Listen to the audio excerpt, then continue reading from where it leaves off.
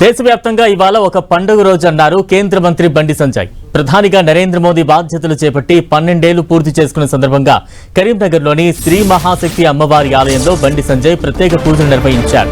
స్థానికులు కార్యకర్తలతో కలిసి పూజలు నిర్వహించారు. మోదీ ప్రధానిగా 4399 రోజులు పూర్తి చేసుకున్నారని, గతంలో నెహ్రూ పేరు మీదున్న రికార్డును మోదీ బ్రేక్ చేశారని బండి సంజయ్ తెలిపారు. 12 ఏళ్లలో ఎలాంటి అవినీతి మచ్చ లేకుండా మోదీ పాలన సాగిస్తున్నారని ఈ సందర్భంగా బండి సంజయ్ గుర్తు చేశారు. 2047 వికసిత్ భారత్ లక్ష్యంగా మోదీ పాలన సాగుతోందన్నారు.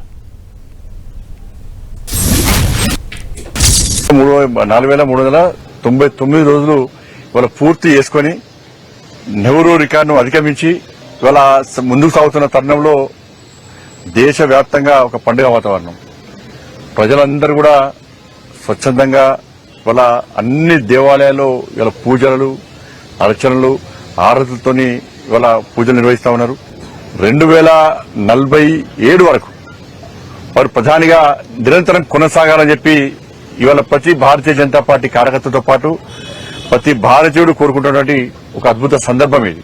ఎందుకంటే ఈ దేశంలో 25 కోట్ల మందిని పేదరికం నుంచి ముందు బయటకు తీసుకొచ్చినటువంటి వ్యక్తి నరేంద్ర మోడీ గారు. ఇంకా